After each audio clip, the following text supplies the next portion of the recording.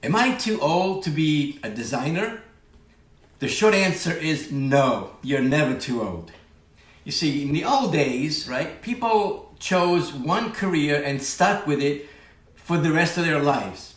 That paradigm, that model is totally changed.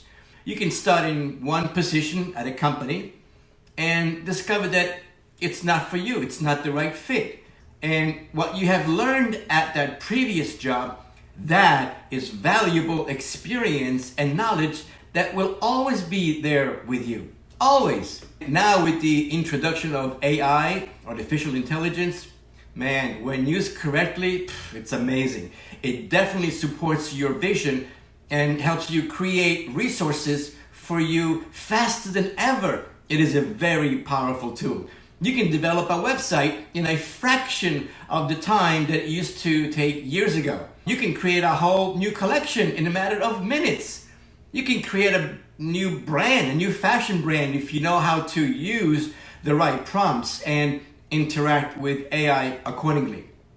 And in the context of age, let me leave you with this thought.